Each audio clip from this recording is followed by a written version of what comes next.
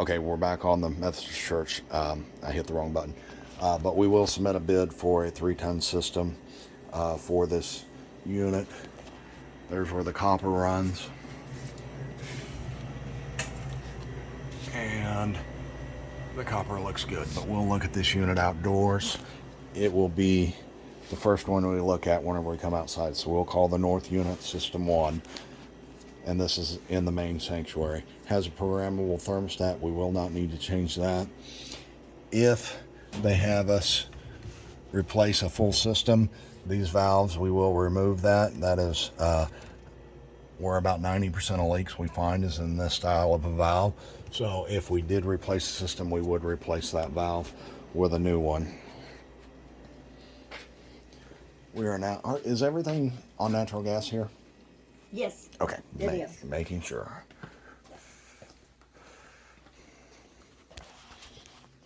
She says she also wants a price on one big system. One big system? Yeah, how could that be done? I wouldn't recommend that. Oh, you would not? I would not. This is zoned. If one goes down, you still have heat or cool. Right. And if you Right. put one big system in, if we go down, we won't be able It'll to. be all out. Yes, it'll be very expensive to adapt everything to one. Yes. On top of it, I would not be my recommendation. If she still wants it done, I'll be happy to bid it. But Right. it'll be very expensive, and it is so nice to have multiple units versus Well, one. yes. Oh. Yes. We'd also service this unit over here. Again, we have no secondary. Everything here drains into a condensate pump, which is good. This is a unit we're going to bid to replace. The ductwork looks good. The copper looks good. But we would, this is a 2.5 ton, where the other one is a 3-ton system. The filter is over here. I want all the splices cleaned up and tucked back in. I don't like them just dangling way out here like that, so we need to tuck them in and even tape them up to the lines. The switch to shut the furnace has been removed. Unless it's wired into that, we'll have to verify that. That may just be a pass-through, and that would be fine. If this switch shuts off the furnace, we're good. If it doesn't, we need to put another switch in there whenever we replace it.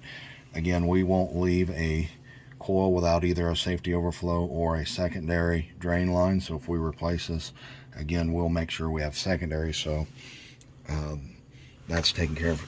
Servicing it.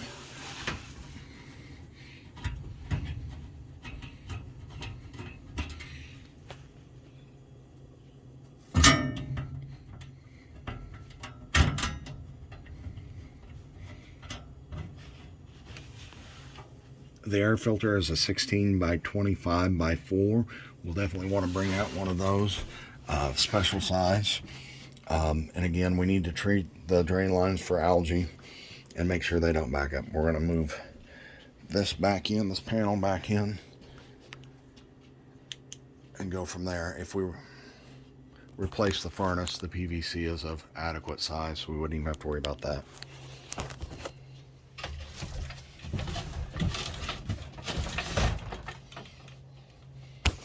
Okay, we're going to look at the next two, the southern units.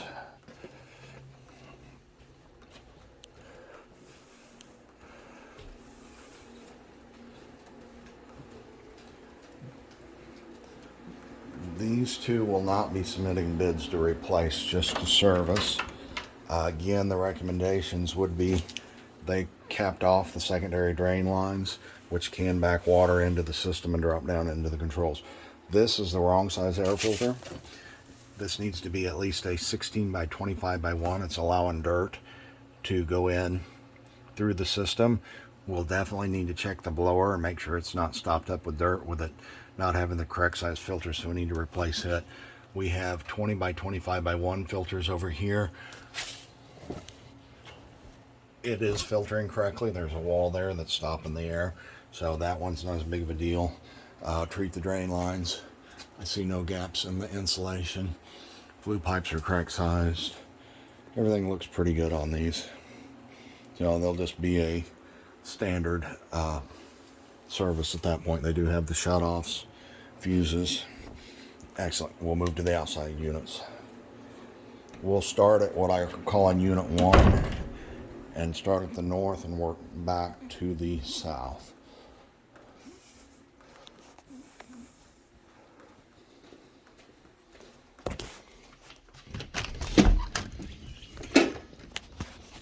Okay, we're going to go all the way to the north.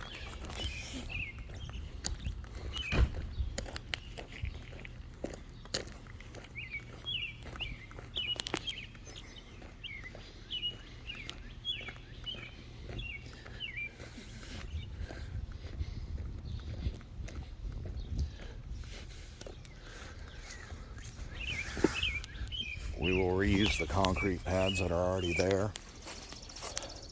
The whips are in good shape. The thermostat wire is pulled loose and needs to be strapped back up. We will be able to reuse the copper on this, though we do want to get it off the ground here. That's not good.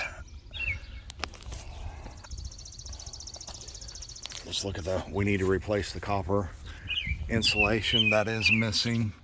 Not a big deal. Again, this needs to all be strapped up. This needs to be tightened up, and we need to replace any of the insulation that's bad if we're replacing the unit. This is the 3-ton, the bigger unit. We will reuse the electrical box. There's nothing wrong with that. And we'll reuse the electrical conduit. It's not split or broken. And this is what I'd call unit number 1. We want to label the units as we go. We can write inside the box or inside the disconnects, or bring a Sharpie with us and write unit number 1. And we'll want to do the same thing on the inside. When you have multi-units, it is a code requirement that we label the units so that we can easily identify the indoor and outdoor. And when we service all these, we'll want to do the same exact thing, as we'll want them all labeled.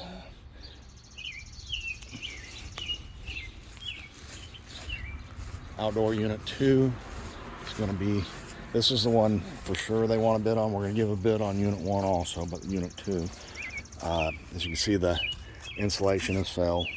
We'll be able to reuse the copper. They are the proper size. The line drawers have to be cut out, and it just needs to be tightened up and insulation replaced. This one is a 2.5-ton system.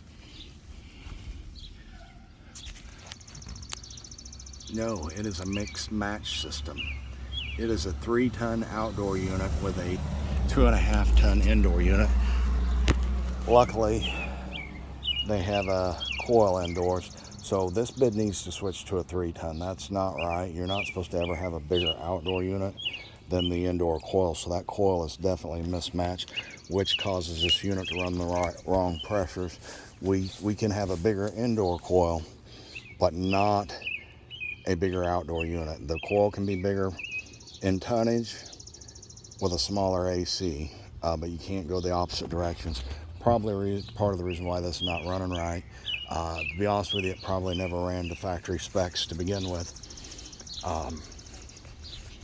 I'm surprised it hadn't died sooner with the pressures and the way they'll run off. Here's the other 2 units. We'll need to wash them out. We need to cut these branches out. While we're doing these are going to be basic services and cleans. Only thing we need to find is where the water would be, and then we'll just go through these.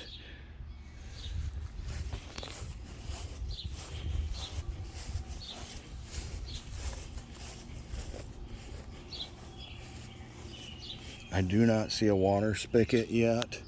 If there's not one on the outside of the building, we will need to take water from indoors if we can't find one outside. Let me ask and see if she knows where a water spigot is.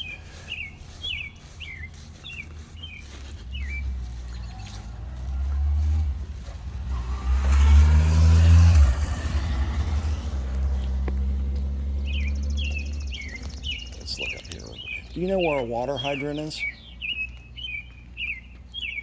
You want a drink? A water hydrant?